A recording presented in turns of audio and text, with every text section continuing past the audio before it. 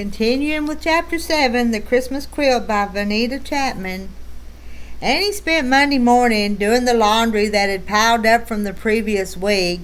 Since there was only she and Samuel, there wasn't a lot to do, but she was still surprised at how dirty a man's clothing became when he spent the day working in the fields or in the barn. She assessed their basement by going outside via the mudroom and down 2 steps. It had long, narrow windows running the length of the south wall. Annie couldn't have explained it, but there was something she liked about the basement. Maybe it was the shelves of food, canned and winking at her along the north wall. To the left were rows of vegetables, squash, beans, carrots, corn, and peas. They all waited there for her to choose from each evening. It was like having her own grocery store. And though the canning had been hard work, she loved walking downstairs and selecting one for their dinner. The right side of the shelves held berries from Leah's bushes and preserves Annie had made with her mother. There were other fruits as well, items she traded with women from church. There was abundance. Every time she came into the basement to fetch one of the jars or to do the laundry, she was reminded of the harvest of God's goodness. The words she'd read with Samuel the day before echoed through her mind. I will cure them and will reveal to them the abundance of peace and truth. It was from the book of Jeremiah, from the Old Testament. Jeremiah was one of her favorite books, though there was much violence within its pages. What she clung to were the promises there, despite what Jeremiah and God's people endured. The jars of food, the windows with the light, even the smell of washing powder, all of it combined to make the basement a cheery place. So even when she came down to do the loads of laundry, Annie found she was in a good mood. She was grateful. Although it was cold outside, the snow had stopped and the temperatures were above freezing. She had tried hanging the clothes out on the line and see if they'd dry. They probably would. She filled the machine with 2 small buckets of hot water, tapped from the water heater, which was a wood-burning one, same as her parents had. Samuel always checked the room on Mondays and made sure everything was ready for her before he went to the barn. Actually, the basement was almost warm, given the water heater, the windows, and the size of the room, about the length and width of their living room. After measuring a half cup of laundry powder, Annie pushed their bed sheets into the machine. 1 yank on the starting cord was enough. The gasoline engine had been stalling, but Adam had come by and serviced it a month ago. This time it started up immediately. She added the soap powder to the water as the agitator began moving the sheets back and forth. Annie glanced at the battery-powered clock on the wall, noting when 10 minutes would be up. A large sink was positioned under the south wall with a cold water faucet. Next, she went through the process of filling both wash tubs with rinse water using a small bucket. One she added fabric softener to, and the other she added bleach to. By the time she had both of the wash tubs ready, the 10 minutes were up, and she began running the sheets through the wringer and into the first tub of rinse water. It took several times through to work all the soap out, but in the end their sheets smelled fresh. This was her 3rd and final load of the day. The first 2 loads sat by the door, waiting for her to carry them outside. After she had moved the sheets to her basket, she wrapped up in her coat and scarf and carried the basket outside. In the summer, she would have combined all 3 loads into one basket, but Samuel had cautioned her about carrying lighter loads because of the baby. She didn't think wet laundry weighed so much, but caution was a good thing.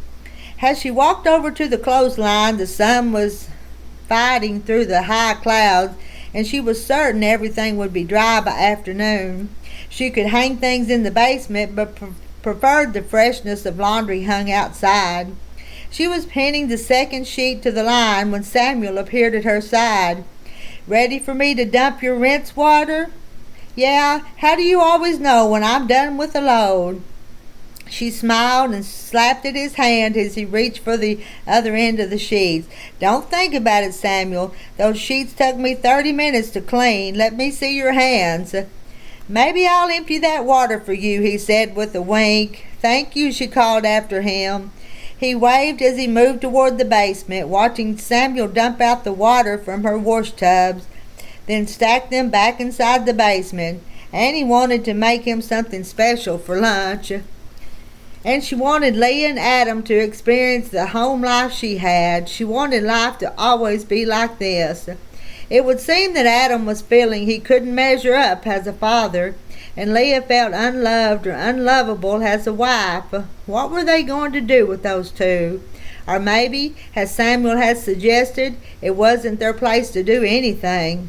Maybe they were to pray and be the best family they could be.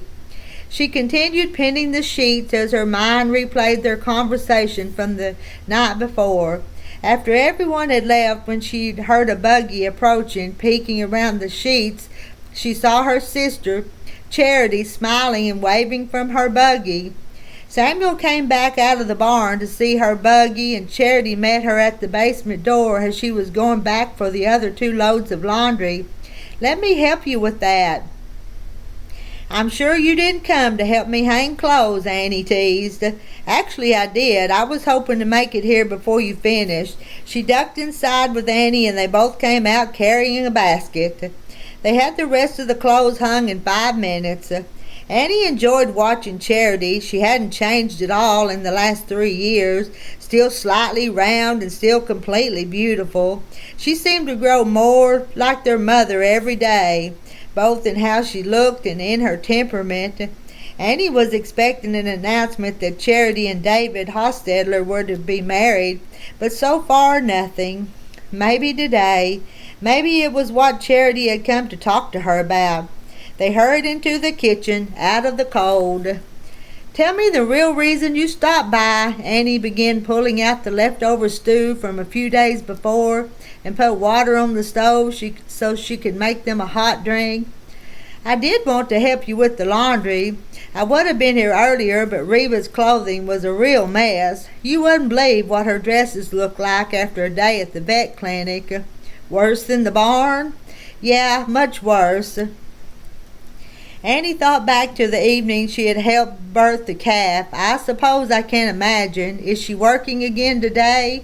"Every weekday and 2 Saturdays a month. But when she works on the Saturday, Trevor gives her Monday off."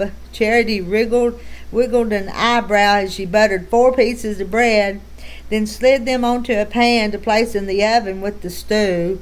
"Why the look? You know why." "Tell me Reba isn't sweet on Trevor." Charity sat down at the table and began flipping through Annie's latest book from the library. You know you're not interested in reading that. Now talk to me." "I'm not sure about Reba. I thought maybe she'd talked to you yesterday." Charity pushed her cap strings back behind her shoulders. "No, she did speak with Samuel about some ointment for a horse. Our little sister is hard to figure sometimes. The moment you think she has eyes for nothing except the 4-legged kind, you'll find a note in her dress pocket." "You're kidding." Charity smiled, pulled a folded note from her apron, and slid it across the table. "Not that I've read it." Annie sat down and stared at the folded note with Reba's name on the top. "I'm impressed. You showed real restraint. How do you know it's from Trevor?" "If you hold it up to the light, you can see his signature." Annie shook her head and pushed the note back across the table. "And what are you going to do with it?" "Place it on top of her folded clothes. Maybe if she knows I saw it, she'll spill." Charity laughed. "This could be a serious matter. Trevor's English. What did Mom say?" "She said God has his eye on Reba, not to worry about her." "Sounds like, ma'am." Annie jumped up when she heard the water on the stove begin to boil. "Tea?" "Yes. So what about you and David? I thought you might bring up the subject yesterday."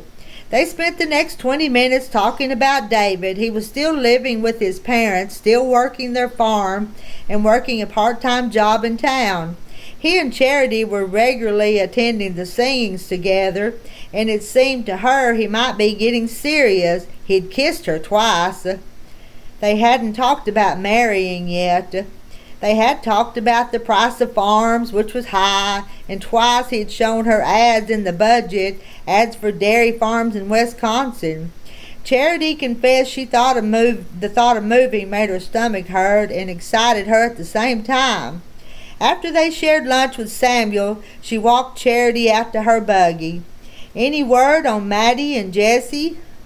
The bypass surgery was a success, and members of their family have taken turns sitting with him so Maddie could come home in the evenings. "Good. So he'll recover fully?" "The doctors say he should, if he'll follow their directions. Exercise, eat healthy, and watch your cholesterol." Charity reached out and hugged Annie. "Don't look so surprised. You've lectured us all." "Sure you won't stay and quilt with me?" "No, I have my own project at home. Ma'am went to Leah's to help with the laundry first thing this morning. I want to get home and hear how she's doing." She seemed better by the time they left yesterday. Annie hugged her again, then stood back as Charity picked up her mare's reins.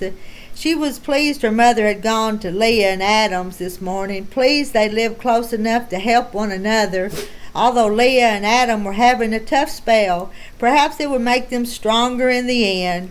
Each family was different, and she would need to trust that Leah and Adam would find their way, but perhaps a word here or there would help. Maybe she could speak with Adam and nudge things along. After all, who knew her brother better than she did? In the meantime, she would work on the quilt.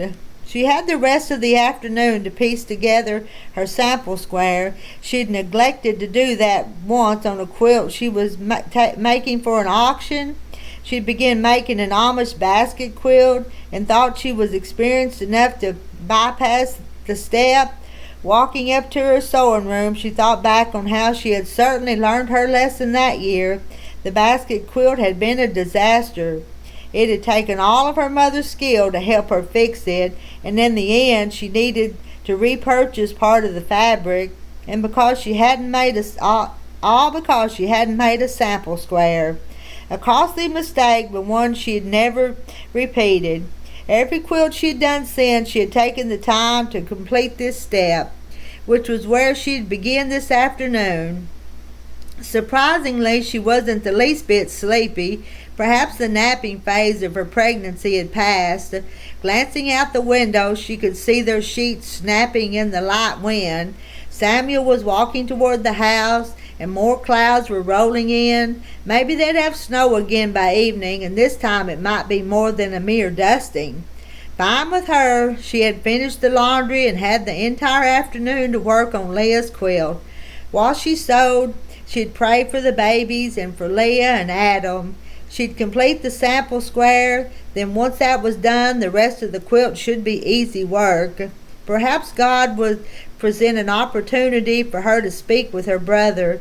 If she didn't hear from Adam or Leah before Wednesday, she'd take them a meal when Samuel went to town. He wanted to see to some repairs around Rachel's place, and it would give her a chance to spend time with Leah, provided they didn't have any other medical emergencies.